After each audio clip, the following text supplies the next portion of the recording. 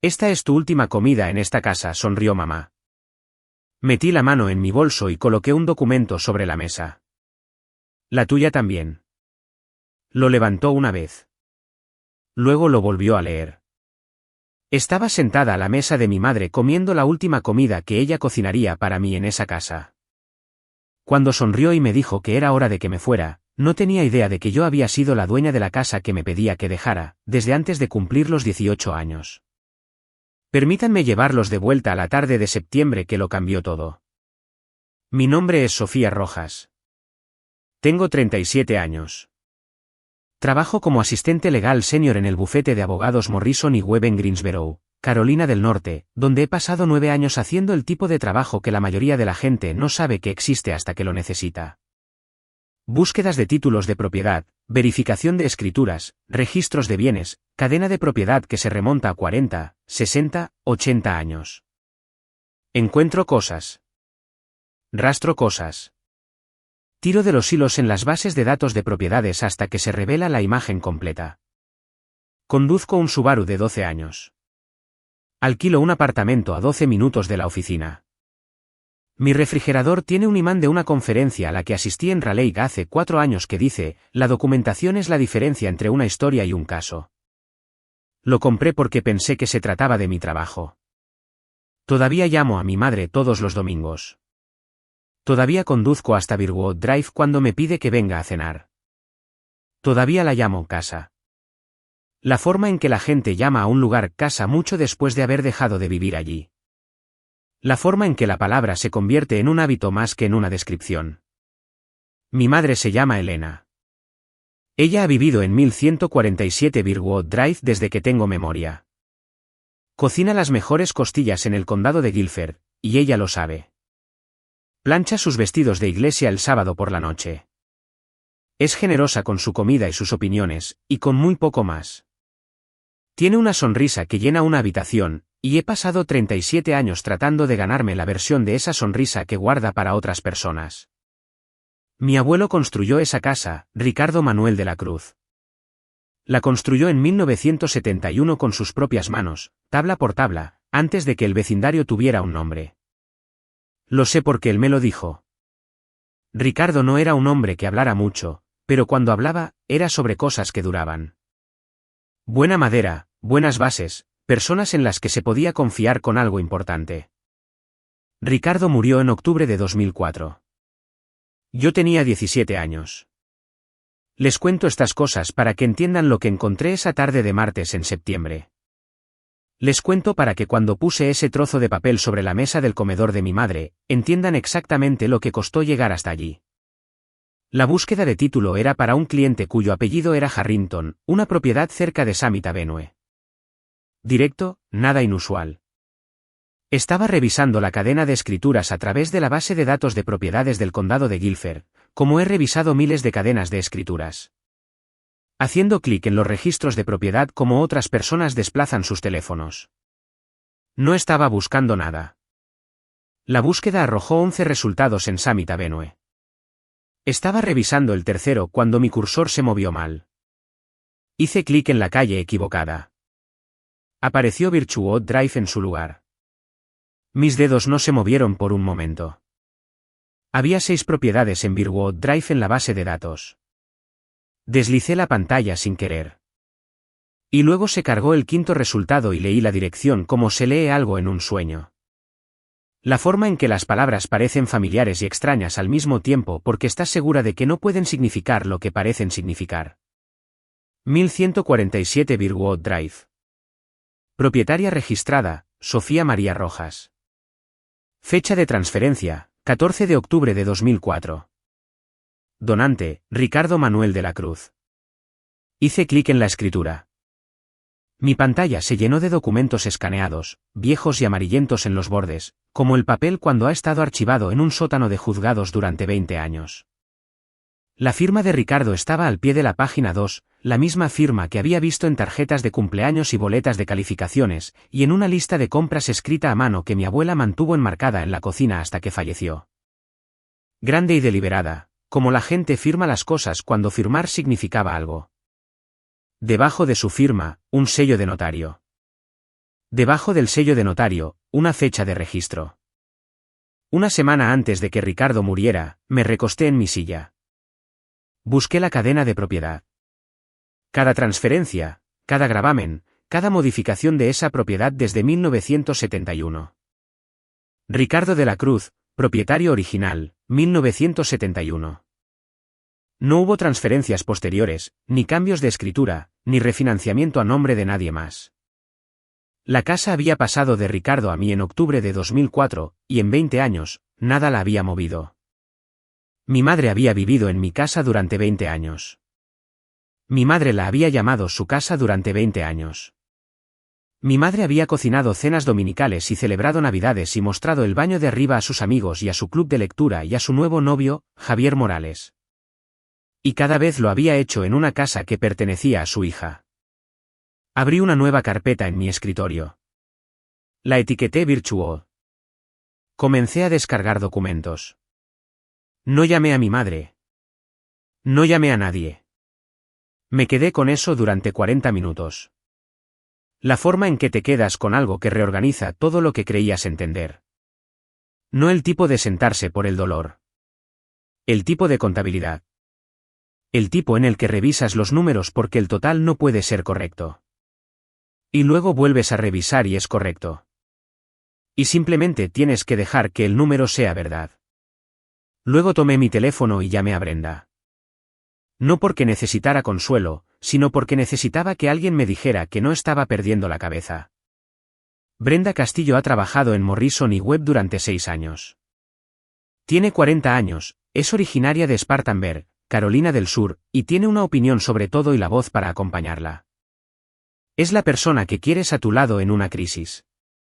No porque se mantenga tranquila, sino porque no finge que la crisis no está sucediendo. Brenda mira un problema directamente a la cara y le dice exactamente lo que piensa de él. Fui a su escritorio. No dije nada. Giré mi monitor para que ella pudiera ver la pantalla.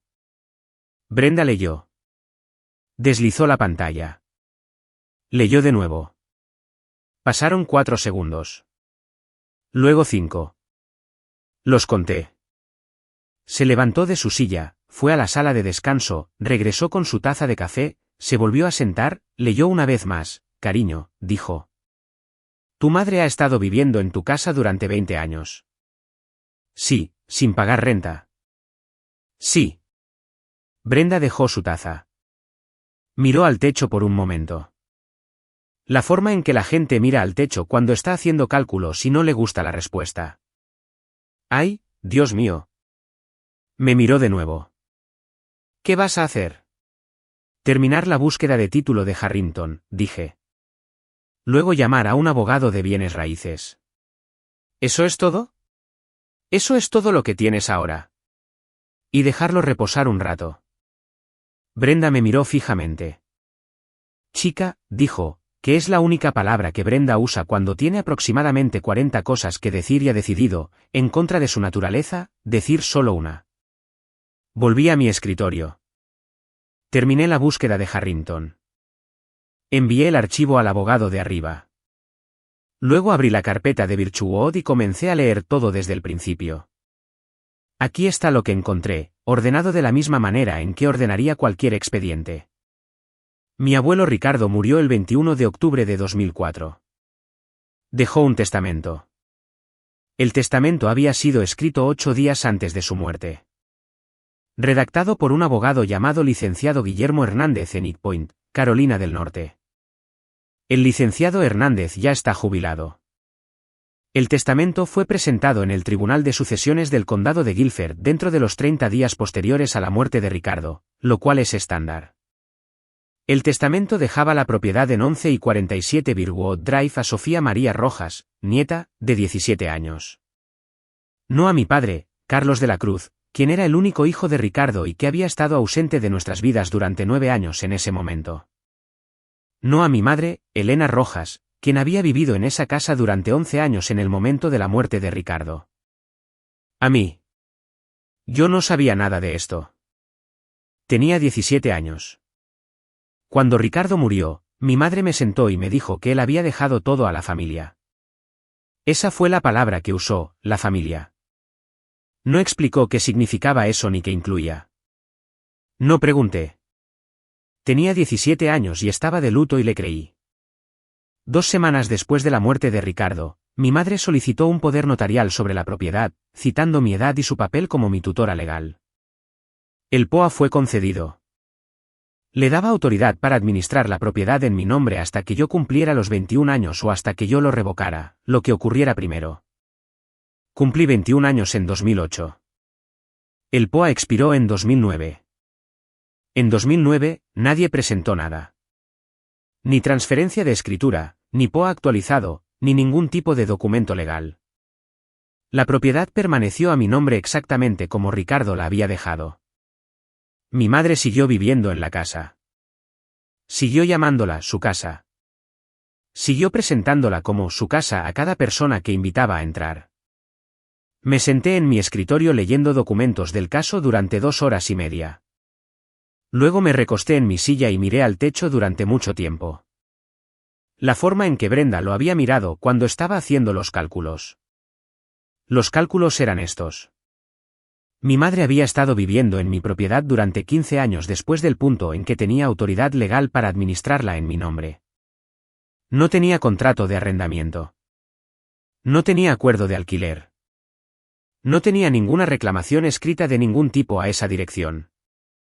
Ella era, en el lenguaje que uso todos los días en este escritorio, una inquilina a voluntad. Tenía una inquilina a voluntad viviendo en mi casa que creía que la poseía. Necesito contarles sobre el sótano de Ricardo. Toda casa tiene una habitación que pertenece a la persona que la construyó. No por la escritura o el título o la cadena de propiedad. Sino por lo que sucede allí, lo que se hace allí, lo que esa persona pone en las paredes y los estantes, y la forma particular en que la luz entra por la ventana por la tarde. La habitación de Ricardo era el sótano.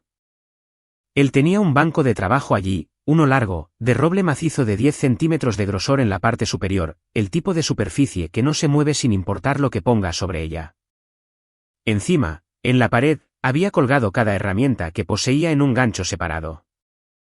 Cada gancho ajustado a la forma de esa herramienta específica, de modo que cuando mirabas la pared, veías el contorno de martillos y cinceles y una broca de taladro y una garlopa dispuestos como un retrato familiar de objetos que habían hecho un buen trabajo.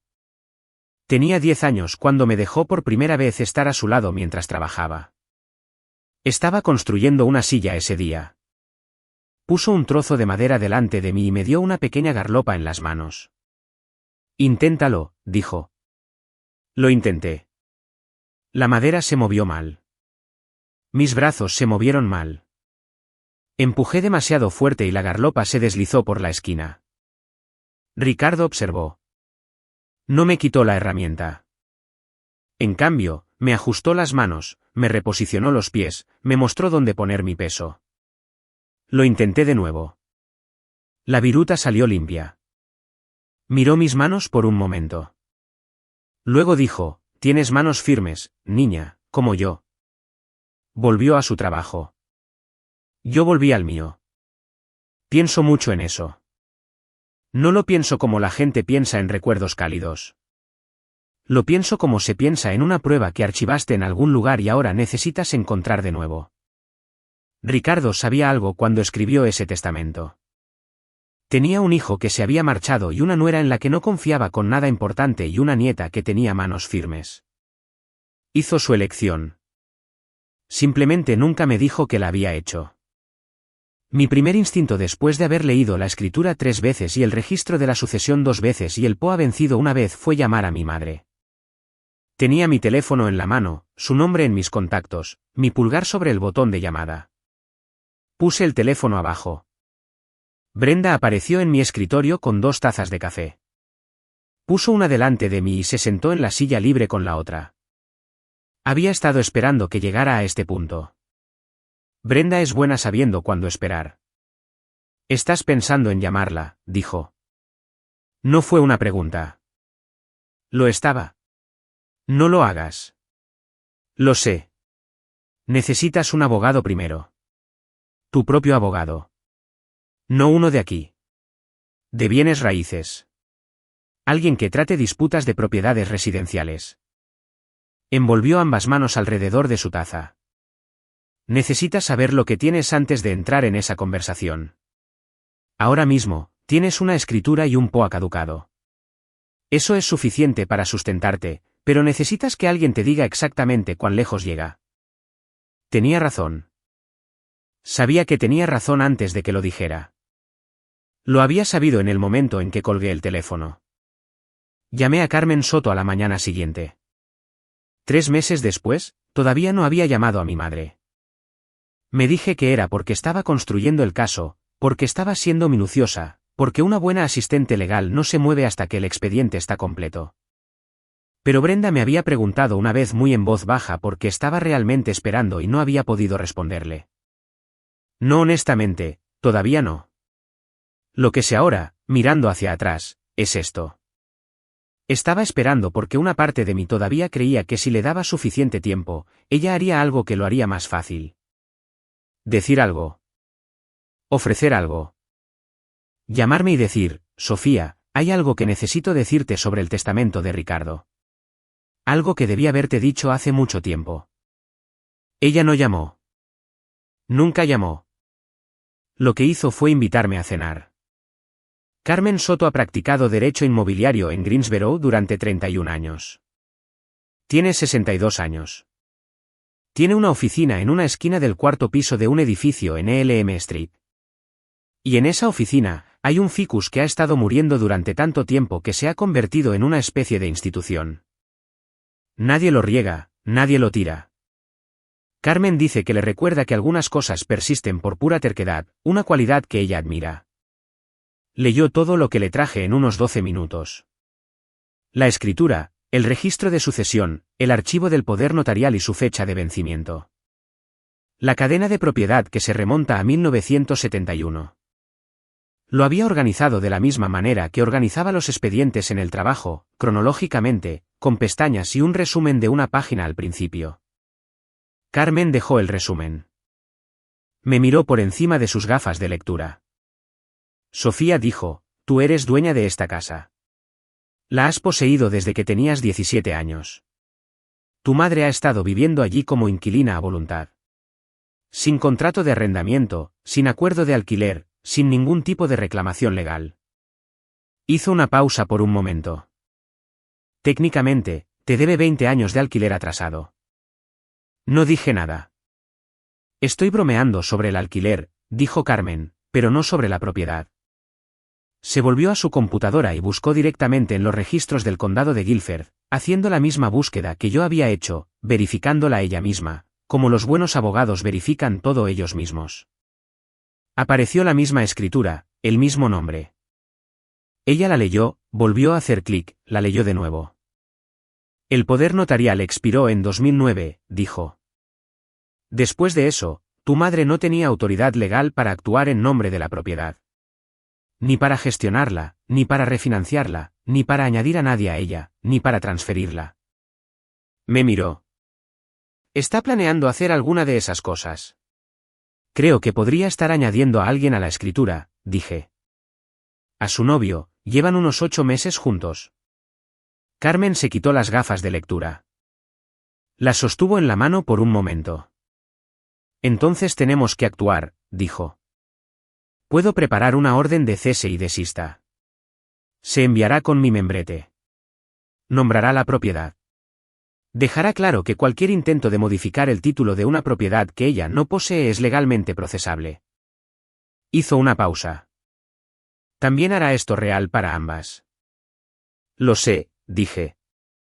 ¿Quieres darle la oportunidad de responder en privado primero antes de cualquier documento legal? Había pensado en esto.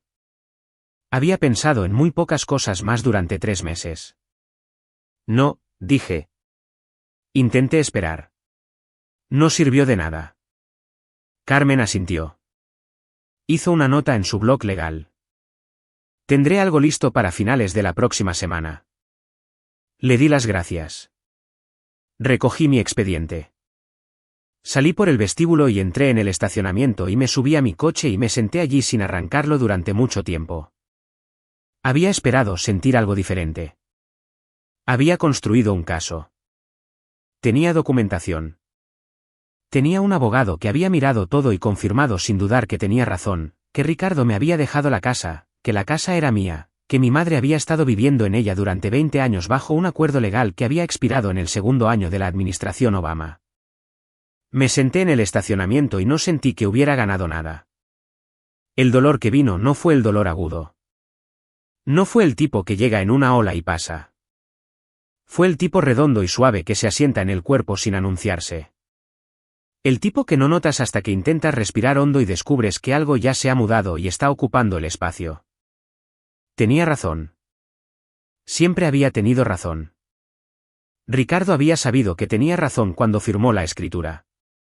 Y nada de eso cambió el hecho de que estaba sentada en un estacionamiento en Greensboro llorando sobre el volante de un Subaru de 12 años porque la verdad finalmente había dejado de ser una teoría y se había convertido en un hecho.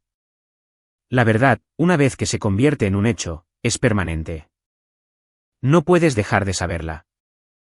Hay un olor que acompaña al recuerdo que estoy a punto de contarles. Es el olor de una cafetería escolar en marzo.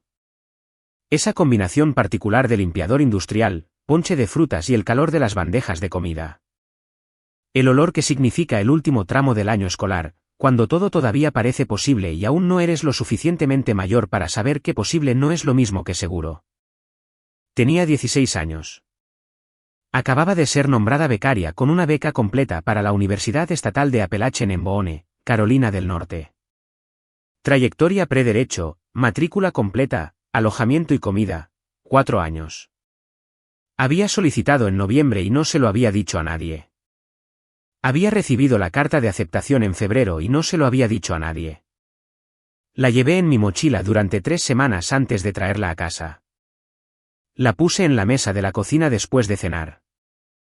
Mi madre la leyó mientras yo estaba junto al fregadero. Observé su rostro como se observa el rostro de alguien a quien le has entregado algo frágil y no estás segura de si entiende lo que sostiene. La leyó una vez. Luego la dejó sobre la mesa y la alisó con la mano suavemente, como si estuviera guardando algo. Boone está a 4 horas de aquí, dijo. Lo sé, Sofía. Me miró. Su voz no estaba enojada. Era la otra cosa, la cosa con la que era más difícil discutir. Somos solo nosotras dos. Siempre hemos sido solo nosotras dos.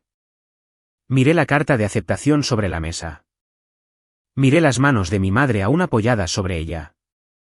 No digo que no puedas ir, dijo. Solo digo que sabes lo que es esta casa sin ti aquí. Llamé a Appalachian State a la mañana siguiente. Retiré mi inscripción antes de la fecha límite. Le dije a la oficina de admisiones que había habido un cambio en mi situación familiar. La mujer al teléfono fue amable al respecto. Dijo que podría volver a solicitar al año siguiente. Nunca volví a solicitar. No había pensado en esa llamada telefónica en mucho tiempo. No me permitía pensar en ella. Hay un tipo particular de decisión que solo puedes sobrevivir si no la miras directamente. La forma en que no puedes mirar ciertos tipos de luz. Sentada en el estacionamiento de Carmen, la miré directamente. La pregunta que Brenda me hizo una vez muy en voz baja fue esta: ¿por qué estaba realmente esperando? Le había dicho que estaba construyendo el caso, siendo minuciosa, dándome tiempo para entender lo que tenía antes de entrar en la conversación. Todo eso era cierto, pero debajo de las cosas verdaderas estaba esto: estaba esperando porque todavía creía, en alguna parte de mí que aún no había desmantelado, que si le daba suficiente tiempo, mi madre me sorprendería. Que llamaría un domingo y diría: Sofía, hay algo que he querido decirte. Algo sobre el testamento de Ricardo. Algo que debí haberte dicho hace mucho tiempo. Ella no llamó. Lo que hizo en cambio fue llamarme un jueves por la noche. De la misma manera que siempre llamaba. Mi nombre primero, luego una pausa. La forma en que dice mi nombre cuando ya ha decidido cómo será la conversación. Ven a cenar el domingo, dijo. Anuncio especial. Todos vienen. Trae algo. Le dije que traería tarta de melocotón. Colgué y envié un mensaje de texto a Carmen. Necesitamos estar listos antes del domingo. Carmen respondió 4 minutos después. Tendré todo redactado para el viernes por la tarde. Dejé mi teléfono en la encimera de la cocina y me quedé en mi apartamento por un momento en silencio. El refrigerador zumbaba. La luz del atardecer entraba por la ventana en el ángulo en que siempre entra en esta época del año. Había pasado 3 meses esperando que mi madre fuera alguien que no era. El domingo, iba a dejar de esperar. Había conducido por Birwood Drive cientos de veces en mi vida. Conocía cada curva por la forma en que la carretera se sentía bajo los neumáticos. Cada punto de referencia por su lugar en una secuencia que había dejado de ver hace años.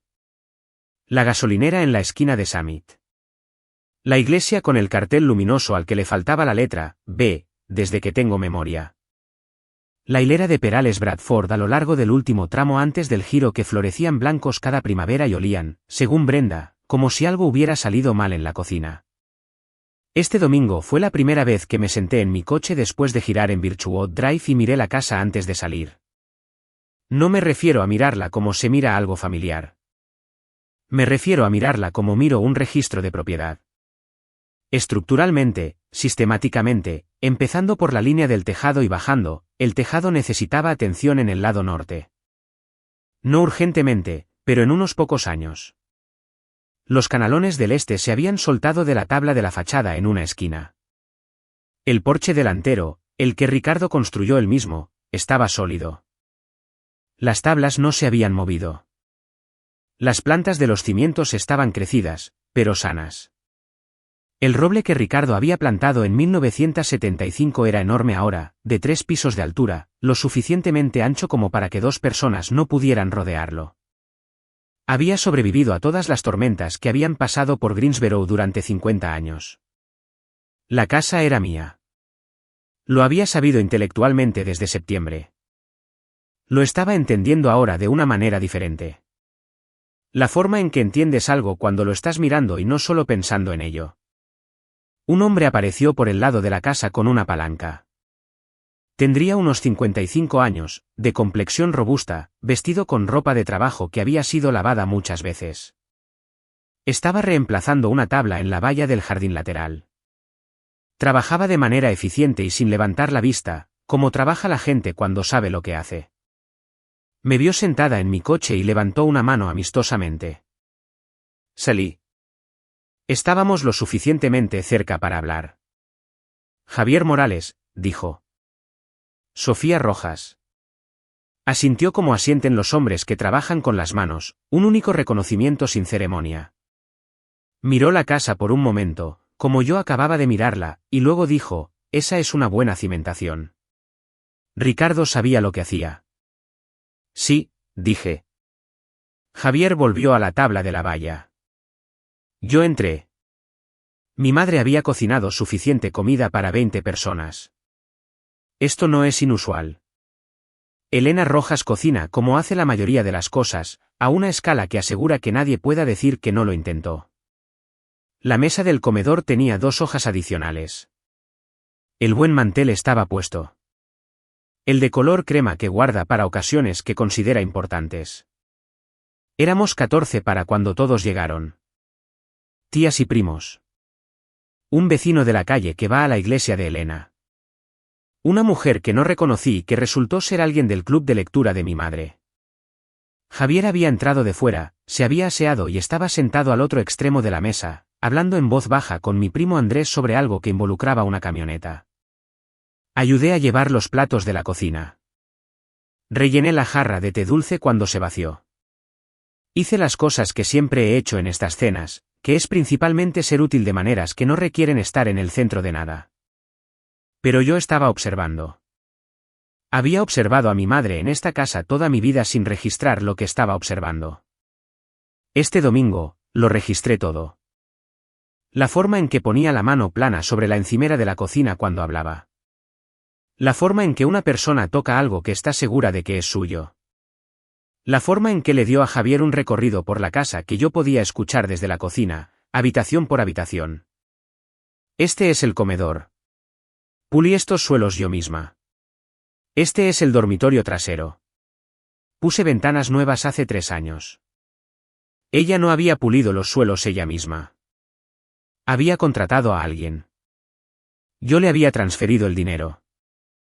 Las fotografías en la pared del comedor eran todas de Elena. Elena en eventos de la iglesia. Elena en una barbacoa. Elena y Javier en lo que parecía ser el jardín botánico. Una foto escolar mía de unos 10 años que no había visto en años y que me hacía parecer que me esforzaba mucho por no parpadear. Y en la esquina más alejada de la habitación, detrás de una lámpara de pie que se inclinaba ligeramente delante de ella, una fotografía enmarcada de Ricardo. Era la única en la casa.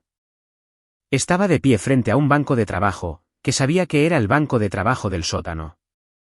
Sus brazos a los lados y su expresión, la que siempre tenía en las fotografías, no hostil, pero tampoco interpretando nada, simplemente presente. Nadie había movido su foto a un lugar mejor en 20 años. Fui a pararme en el umbral de la cocina mientras se pasaban los platos. Fue entonces cuando escuché a mi madre por teléfono en el pasillo. Se había apartado de la mesa, justo a la vuelta de la esquina. Hablaba en voz baja, pero la casa no es grande y yo estaba cerca. Sí, dijo. Javier se va a mudar. También voy a poner su nombre en la escritura. Para que sea oficial. Lo que es mío debe ser suyo. Volvió al comedor un momento después con la expresión que usa cuando considera un asunto resuelto. Me disculpé para usar el baño. Me senté en el borde de la bañera durante un minuto. Luego, saqué mi teléfono y escribí un mensaje a Carmen Soto. Está planeando añadirlo a la escritura. Necesitamos actuar ahora. Volví a guardar mi teléfono en el bolsillo. Volví a la mesa. Comí mi comida y respondí preguntas cuando se me dirigían. Y observé el reloj encima del refrigerador en la cocina contar los minutos. Cuando salió la tarta de melocotón, me levanté y dije que tenía que irme. Mi primo Andrés levantó la vista de su plato con genuina preocupación. ¿Te vas?, dijo. La tarta aún está caliente. Miré la tarta. Era una buena tarta. La había hecho yo misma. Guárdame un trozo, dije. Fui a buscar mi bolso al armario de la entrada. Me despedí. Fui a mi coche. Carmen volvió a llamar 23 minutos después, justo cuando me incorporaba a la autopista.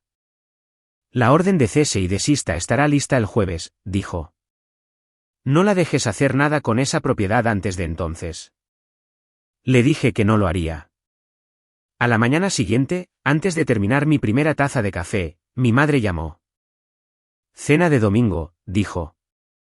Todos vienen. Anuncio especial. No llegues tarde. Le dije que no llegaría tarde. Luego llamé a Carmen y le dije, necesitamos tener todo listo antes del domingo, no después. Hubo una breve pausa de su parte. La pausa que hace cuando añade una línea a su blog legal.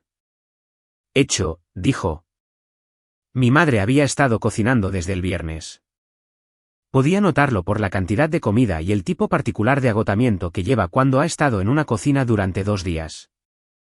La forma en que se mueve cuando le duele la espalda, pero no lo reconocerá porque reconocerlo requeriría detenerse. 2 tipos de pastel en la encimera. Una olla de berza que claramente había estado en la estufa desde la mañana. Las costillas habían estado en la ahumadora toda la noche. Los macarrones eran los horneados con 3 quesos, los que ella solo hace para ocasiones que considera lo suficientemente importantes como para justificar el esfuerzo. Llegaron 14 personas.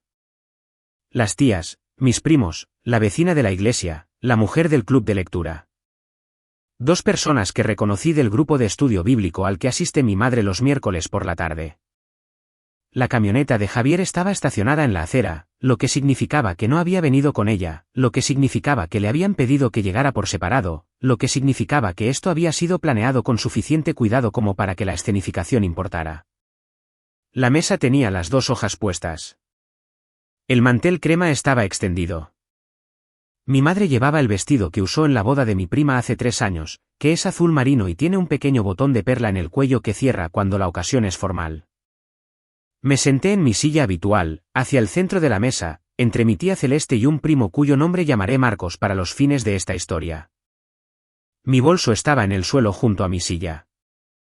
Lo había puesto allí deliberadamente, lo suficientemente cerca como para poder alcanzarlo sin levantarme. El sobre de la oficina de Carmen estaba dentro. Había estado allí desde el jueves, cuando había ido a LM Street y firmado todo lo que Carmen había preparado y lo había llevado de vuelta a mi coche sin volver a abrirlo. No necesitaba abrirlo. Sabía lo que decía. La comida transcurrió como siempre transcurren las comidas de mi madre. Se pasó la comida. Se ofrecieron cumplidos. Mi tía Celeste preguntó a Javier sobre su trabajo de contratista, y Javier respondió de su manera cuidadosa y sin prisas, sin ofrecer más de lo que se le preguntaba. Andrés comió una cantidad de macarrones que no estimaré por respeto a los muertos. Alguien preguntó sobre mi trabajo, y dije que estaba bien, y ahí terminó la conversación. Mi madre se movió durante la comida como una mujer con algo en el bolsillo. Su atención volvía constantemente a Javier, y cuando lo hacía, había una cualidad en ella. Reconocí que era la forma en que mira cuando ha tomado una decisión y está esperando el momento de anunciarla. Los platos estaban casi recogidos antes de que ella golpeara su tenedor contra su vaso de agua. La habitación se quedó en silencio. Se puso de pie. Miró alrededor de la mesa a cada uno de nosotros, como hace cuando quiere asegurarse de que todos estén prestando atención. Mi madre es muy buena con la pausa antes de la declaración. Siempre ha entendido que el silencio, usado correctamente, es una forma de énfasis. Todos saben que siempre he creído que esta casa es más que un simple lugar para vivir, dijo. Se trata de la familia. Se trata de quiénes somos el uno para el otro y lo que transmitimos. Miró a Javier. Javier Morales es un buen hombre. Es constante y es amable, y me ha mostrado cómo es cuando alguien realmente aparece. Ella sonrió. Quiero que él sea parte de esta familia oficialmente, y quiero empezar haciendo de esta casa su hogar también. Voy a poner su nombre en la escritura. Hubo un sonido alrededor de la mesa. No exactamente aplausos, más bien un exhalo colectivo, el sonido de una habitación decidiendo cómo recibir un anuncio que es más grande de lo esperado. Mi tía Celeste se llevó una mano al pecho. La mujer del club de lectura dijo, «Oh, qué maravilloso». Alguien empezó a aplaudir de verdad. Yo no aplaudí. Me senté con las manos en el regazo. Javier miraba a mi madre con la expresión de alguien a quien le habían avisado de esto de antemano, pero que aún no estaba del todo seguro de cómo se sentía al respecto. Él asintió. Se acercó y cubrió su mano con la suya. Esto es lo que pensé. Sentada en esa silla mientras la habitación a mi alrededor hacía ruidos de celebración. Pensé, este es el momento.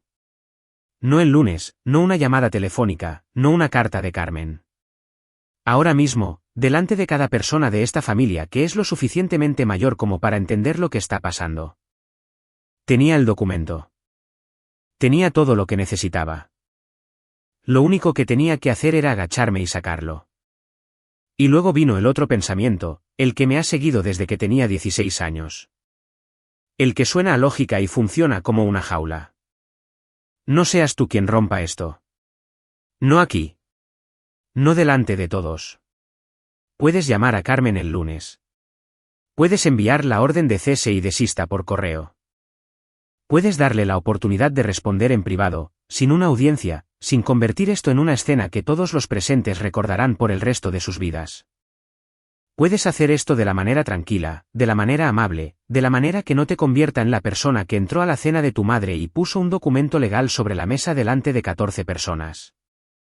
Me senté con ese pensamiento el tiempo que tardó mi madre en terminar de agradecer a todos por estar allí. Y luego me miró. Había estado recorriendo la mesa con la mirada. Ese mismo lento circuito que siempre hace cuando habla a una habitación. Y cuando me alcanzó, se detuvo. Como te detienes en un escalón que es ligeramente más bajo de lo que esperabas. Sofía, dijo, nunca has sido realmente un miembro contribuyente de esta casa. La sonrisa no cambió. Una vez que Javier esté aquí, esta es su casa. ¿Entiendes lo que eso significa?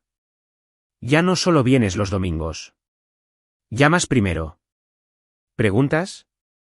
Miró alrededor de la mesa, reuniendo la sala, como siempre hace. Supongo que esta es tu última comida aquí, tal como han sido las cosas. Pero está bien. Siempre serás bienvenida a visitarnos. La palabra aterrizó de la forma en que aterrizan ciertas palabras. No ruidosamente. Precisamente. Escuché la voz de Carmen de una tarde de jueves en un estacionamiento que ya parecía otro año. 30 años es mucho tiempo para ser un invitado. El pensamiento que había mantenido mi mano inmóvil se disolvió. No discutió. No luchó. Simplemente ya no estaba allí. Metí la mano en mi bolso. La habitación seguía hablando. Alguien le decía algo a Javier sobre la casa. Mi tía Celeste se secaba los ojos con una servilleta. Andrés había vuelto a sus macarrones. Saqué el sobre de Manila. Lo puse sobre la mesa. Lo puse en el centro, donde todos pudieran verlo, en el espacio entre la jarra de agua y la cesta del pan, con la misma deliberación que Ricardo usaba para dejar sus herramientas al final de un día de trabajo. Ni descuidadamente ni dramáticamente. Simplemente con el peso de algo que significa lo que es. Miré a mi madre. Eso es de mi abogada, dije. Mi madre recogió el sobre. Lo miró por un momento antes de abrirlo. La forma en que la gente mira algo que no quiere tocar pero no puede dejar. Luego sacó los documentos. 2 páginas más la copia adjunta de la escritura. El membrete de Carmen en la parte superior de la primera página. Mi nombre y el nombre de mi madre y la dirección de 1147 Birwood Drive y un lenguaje preciso y específico que no dejaba lugar a interpretaciones. La habitación se había quedado en silencio cuando Elena llegó al final de la primera página, no el silencio cortés de una comida, el otro tipo. Leyó la segunda página, luego miró la copia de la escritura, la que tenía la firma de Ricardo, la de octubre de 2004. La leyó una vez, la leyó de nuevo. Un largo momento pasó. ¿Qué es esto?, dijo. No estaba preguntando. Sabía lo que era. La pregunta era lo único que se interponía entre ella y lo que venía después. Eso es una orden de cese y desista, dije. Y una copia de la escritura que Ricardo registró la semana antes de morir. La casa ha estado a mi nombre desde que tenía 17 años. La orden de cese y desista significa que cualquier intento de modificar el título de esa propiedad, añadir nombres a ella, refinanciarla o transferir cualquier interés en ella es legalmente procesable. Mi tía Celeste se estiró sobre la mesa y tomó el documento de las manos de Elena. Leyó el primer párrafo. Luego lo dejó con mucho cuidado. Como se deja algo que no te diste cuenta de que estaba caliente hasta que ya lo tenías en la mano. Los registros de propiedad del condado de Guilford son públicos, dije. Cualquiera en esta mesa puede buscarlos esta noche. Nadie dijo nada por un momento. Luego mi primo Marcos, que tiene una voz fuerte y la usa generosamente, dijo, ella no puede hacerle esto a la casa de su madre. No es la casa de su madre, dije. Nunca ha sido la casa de su madre. ¿Es mía? Miré a mi madre. Lo que significa, mamá, que esta es tu última comida aquí también, no solo la mía. Luego miré a Javier. Javier tenía la mano extendida. Lo había hecho en silencio mientras Marcos hablaba.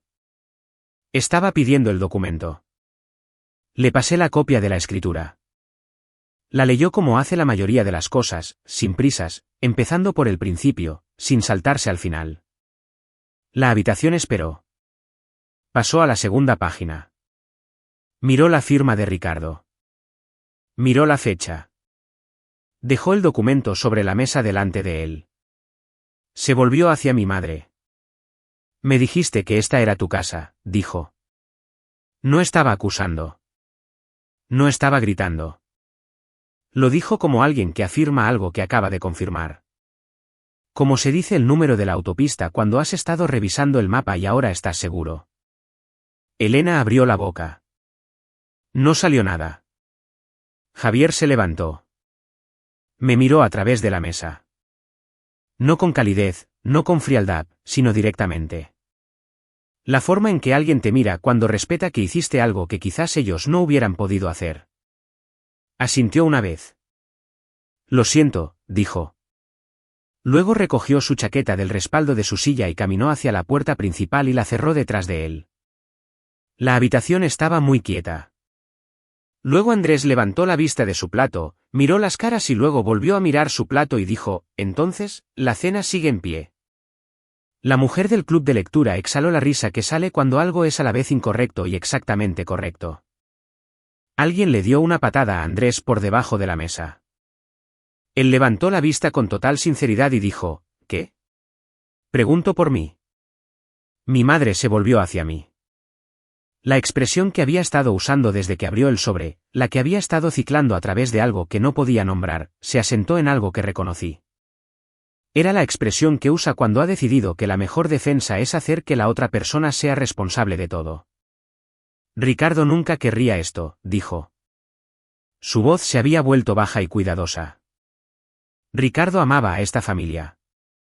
Nunca querría que su propia nieta usara un trozo de papel para destruir lo que él construyó. Ricardo escribió la escritura, dije. Estás haciendo esto para hacerme daño. Estoy haciendo esto porque estás a punto de poner el nombre de un hombre en la propiedad de mi abuelo. Un hombre que conoces desde hace 8 meses. Esta es mi casa.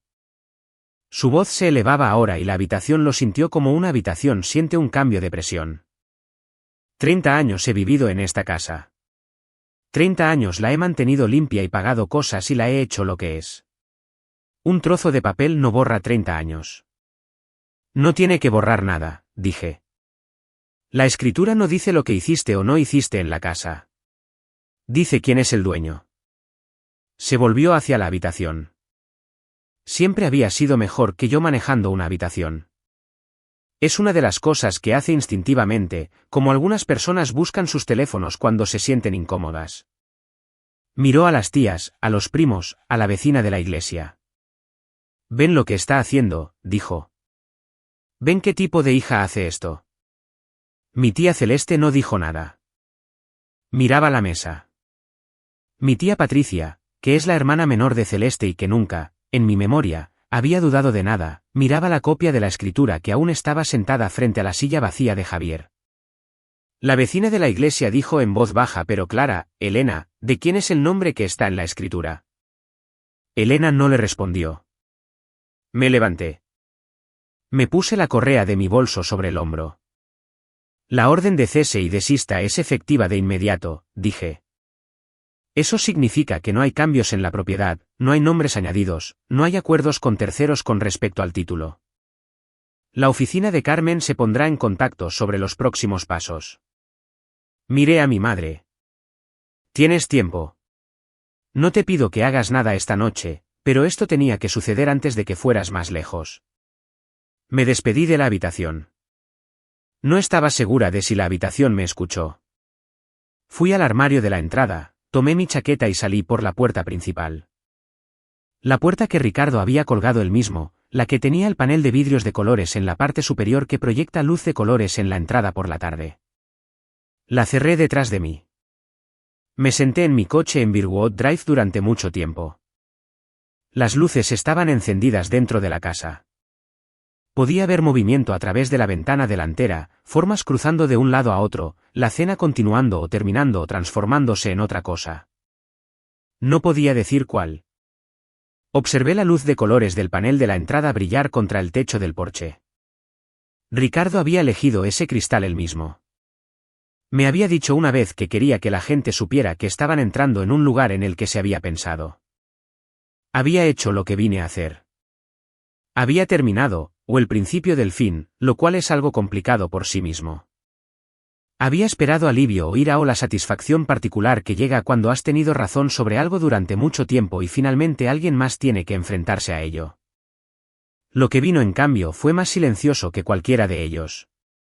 Era algo que no tenía un nombre claro, algo que se sentía como una habitación cuando todos los muebles han sido sacados y estás de pie en el espacio vacío mirando los contornos en el suelo donde solían estar las cosas.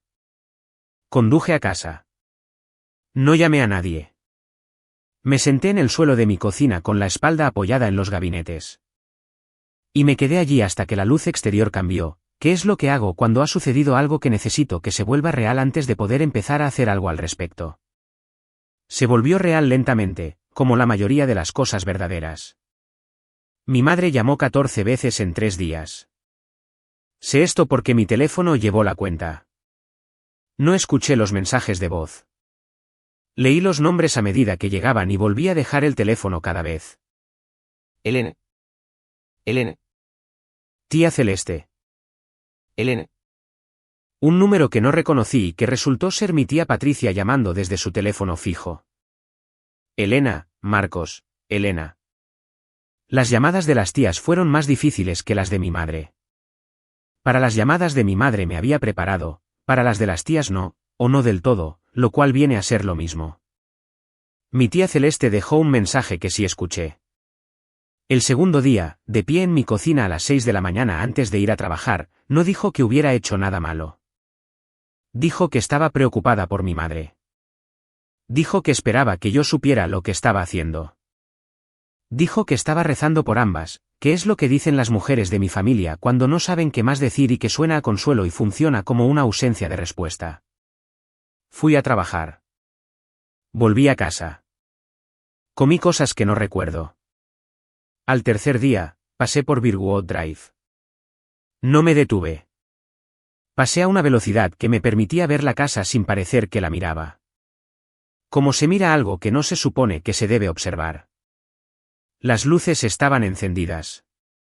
El peral Bradford al borde de la propiedad había florecido mientras no prestaba atención. Blanco y abundante y con un ligero olor desagradable, como siempre en abril. La luz del porche estaba encendida, la que Ricardo mismo había cableado, que se enciende al anochecer con un sensor y cuya bombilla mi madre nunca ha cambiado ni una sola vez. Porque la bombilla que Ricardo puso cuando la cableó, simplemente nunca ha dejado de funcionar. Conduje a casa sin detenerme. Carmen llamó un miércoles. Tu madre ha presentado una demanda, dijo. Lo dijo como dice todo, directamente, sin preámbulos, como si yo le hubiera hecho la pregunta que ahora respondía. Impugnación de la escritura.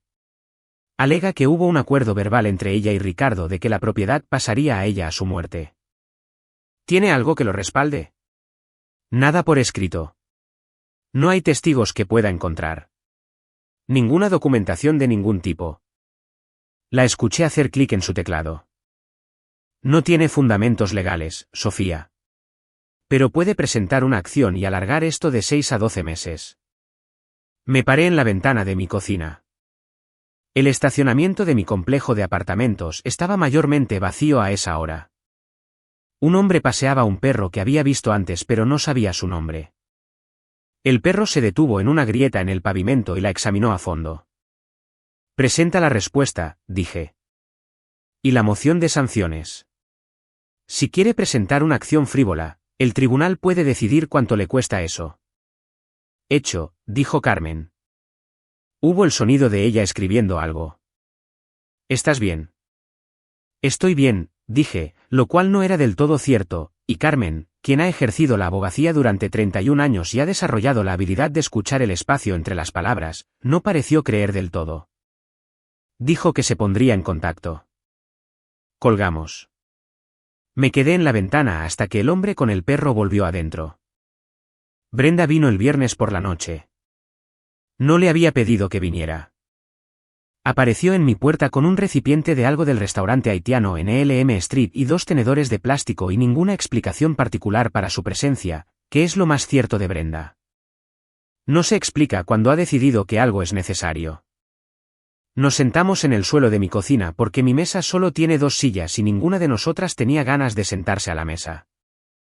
Había sacado una caja de fotografías antiguas de debajo de mi cama en algún momento de la semana anterior. No recordaba haberla sacado. Simplemente estaba allí, abierta en el suelo junto a mi sofá. Brenda metió la mano en la caja mientras comía y sacó una fotografía. La miró por un momento. Luego me la tendió. Yo tenía 16 años en la fotografía. Llevaba un vestido de iglesia en un día de semana, lo cual había hecho porque se sentía como una ocasión. Sostenía una carta. Sonreía en la fotografía de una manera que casi no reconocí, la sonrisa específica de una persona que posee algo que en ese momento se siente exactamente bien. ¿Eres tú a los 16 años? Preguntó Brenda. Sí. ¿Qué estás sosteniendo? Una carta de aceptación. Beca completa de la Universidad Estatal de Appalachian. Brenda volvió a mirar la fotografía. Luego me miró. Nunca me dijiste que obtuviste una beca. ¿La cancelé? No dijo nada de inmediato. Brenda es capaz de guardar silencio cuando determina que el silencio es la herramienta correcta. Sostuvo la fotografía con ambas manos y la miró durante mucho tiempo. Y luego la dejó cuidadosamente en el suelo entre nosotras. Sofía, dijo, ¿crees que tu madre realmente no podía estar sola? ¿O crees que necesitaba que te quedaras porque quedarse le parecía algo que era suyo? Miré la fotografía. La pregunta no abrió nada.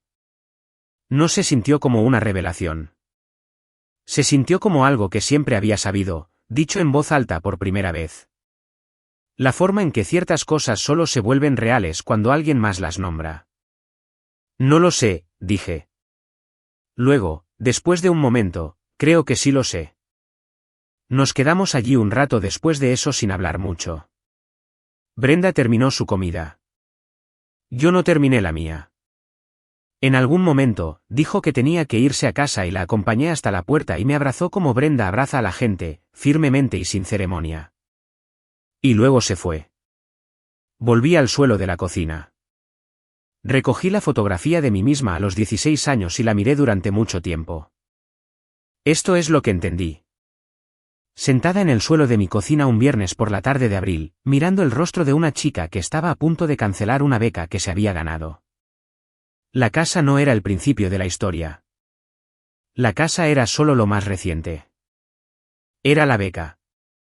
Eran 20 años de cenas de domingo donde conducía 40 minutos y ayudaba y me iba sintiendo como una visitante en un lugar al que había renunciado a un futuro para quedarme cerca. Era cada vez que transfería dinero sin que me preguntaran si podía permitírmelo. Y cada vez que conducía 40 minutos porque ella llamaba. Y cada vez que me sentaba en esa mesa de comedor y esperaba la versión de la sonrisa de mi madre que ella guarda para otras personas. La casa era simplemente lo que Ricardo tuvo la previsión de dejar por escrito. Había un mensaje de texto en mi teléfono cuando regresé de acompañar a Brenda a la salida. Un número que no tenía guardado. Código de área de Memphis. Decía, ¿oíste lo de la casa? Ricardo siempre dijo que lo resolverías. Y luego un guión y un nombre, Carlos. No había tenido noticias de mi padre en 11 años. No tenía nada que decir sobre la casa cuando Ricardo vivía y la mantenía. Menos tenía que decir ahora. Puse el teléfono boca abajo sobre la encimera. No respondí. No he respondido. Llamé a mi madre el domingo por la mañana. Respondió al segundo timbrazo, lo que me dijo que me había estado esperando, lo que me dijo que tenía las cosas preparadas. No le di tiempo a empezar. No llamo para disculparme, dije. Llamo porque mereces saber qué viene después. Lo que vino después fue esto. Tenía 6 meses para encontrar otro lugar donde vivir. No le iba a cobrar el alquiler atrasado. No iba a perseguir las reclamaciones civiles que Carmen había mencionado como posibilidad. Iba a ayudarla a mudarse si quería ayuda. Le iba a dar 6 meses, que era más de lo que la ley exigía. Hubo silencio de su parte. Luego, estás haciendo esto para hacerme daño. Yo había sabido que diría esto. Lo había sabido como se sabe el clima cuando se ha vivido en un lugar el tiempo suficiente. No era una respuesta a lo que yo había dicho. Era la única frase que tenía disponible para situaciones en las que no podía controlar el resultado. No, dije. Estoy haciendo esto porque es verdad y he terminado de fingir que no lo es. Ella no dijo nada más. Esperé lo suficiente para asegurarme de que había terminado y luego me despedí y colgué. Me quedé en mi apartamento en el silencio de la mañana del domingo y pensé en Ricardo poniendo un panel de vidrio en una puerta para que la gente supiera que entraba en un lugar en el que se había pensado. Iba a vivir en esa casa. Por primera vez en mi vida, no iba a pedir permiso. 6 meses después, ayudé a mi madre a mudarse. Había encontrado un apartamento en la parte norte de la ciudad. 2 dormitorios, primer piso, un pequeño patio cubierto que daba a un estacionamiento. Cargué cajas. Envolví platos en papel de periódico. Moví una lámpara que era más pesada de lo que parecía y la puse en la esquina de su nueva sala de estar, donde parecía pertenecer. No hablamos mucho. Nunca hemos sido el tipo de personas que hablan mientras trabajan. Trabajamos al final de la tarde, cuando el camión estaba casi vacío y las habitaciones de Birwood Drive estaban desnudas, excepto por las cosas que siempre habían estado allí, las cosas que eran de Ricardo. Mi madre se sentó en los escalones del porche delantero. Yo me senté a su lado. El roble estaba en pleno follaje. El vecindario estaba tranquilo como se pone en las tardes de verano. Esa particular quietud amortiguada por el calor. Nos sentamos allí un rato sin que ninguna de nosotras iniciara una conversación, lo cual es lo más honesto que hemos hecho juntas en mucho tiempo. Ricardo siempre te quiso más, dijo. Él confiaba en mí, dije. Hay una diferencia. Ella miró las tablas del porche. Las tablas de Ricardo, ajustadas, lijadas y pintadas 2 veces en 50 años. Él construyó esto con sus manos, ¿sabes? Lo sé. Otro silencio. Un coche pasó por la calle. En algún lugar de la cuadra, un perro dijo algo breve y definitivo.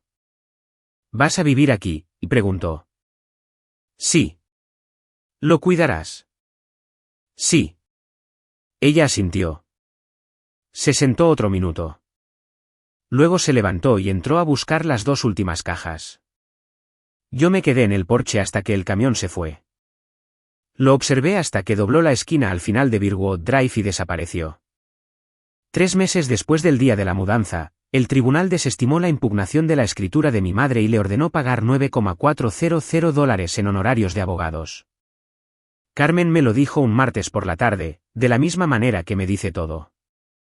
Le di las gracias. Colgué. Pensé en llamar a mi madre.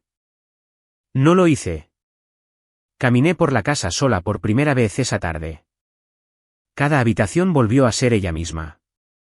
Los suelos, las ventanas, la forma particular en que el sonido se mueve por un espacio cuando no está lleno de los muebles de otra persona. El comedor, el pasillo, la habitación del fondo con la ventana que da al jardín. Recorrí todo sin prisa. Había traído una fotografía conmigo. La colgué en el centro de la pared de la sala de estar. Ricardo de pie frente a su banco de trabajo, con los brazos a los lados, sin interpretar nada. Luego bajé al sótano. El banco de trabajo estaba exactamente donde siempre había estado. Las herramientas seguían colgadas en sus ganchos con las formas a las que Ricardo las había ajustado, cada una en su lugar, organizada con la paciencia de alguien que entendía que las cosas buenas duran cuando se mantienen adecuadamente. Toqué la garlopa. El mango estaba liso por décadas de uso, la madera desgastada con la forma de un agarre que no era mío, pero que mi mano entendía de todos modos. Me senté en el suelo del sótano junto al banco de trabajo. Me quedé allí un rato, no porque estuviera perdida, sino porque había llegado a algún lugar y necesitaba que se volviera real. Luego volví arriba. Me senté en el porche delantero con mi teléfono. Encontré el número de admisiones de posgrado de la Universidad Estatal de Appalachian. Llamé. Una mujer respondió y le dije que estaba interesada en información sobre el programa de posgrado pre-derecho. Me preguntó mi nombre y se lo dije. Me preguntó cómo podía ayudar y dije que aún no estaba segura. Solo estaba empezando a preguntar. Era suficiente por ahora. Era suficiente. La escritura decía que había sido dueña de esa casa desde que tenía 17 años. Pero no la poseí hasta el día en que caminé por cada habitación sola y dejé de disculparme por estar allí. Ricardo no me dio una casa. Me dio permiso. El resto tuve que dármelo a mí misma. ¿Hay algo que te fue dado o que siempre ha sido tuyo de lo que has estado al margen esperando ser invitado? ¿Cómo sería simplemente cruzar la puerta? Hay una diferencia entre lo que te pertenece y lo que se te ha permitido reclamar. A veces las dos cosas parecen tan diferentes que pasas años de pie frente a una puerta que nunca estuvo cerrada con llave, esperando que alguien te entregue la llave. El abuelo de Sofía puso su nombre en esa escritura porque entendió algo que ella tardaría 20 años en aprender, que las personas que te aman bien no se convierten en el permiso que necesitas. Te entregan la cosa y confían en que sabrás qué hacer con ella. Si has estado esperando la aprobación de alguien antes de ocupar tu propio espacio en tu vida, vale la pena preguntarte honestamente, ¿ese permiso llegará alguna vez? ¿O has sido tú quien ha tenido la llave todo el tiempo, llamando a ese peso algo más cómodo como paciencia, lealtad o amor? ¿Cuál es una cosa en tu vida que siempre ha sido tuya y que aún no te has permitido reclamar por completo?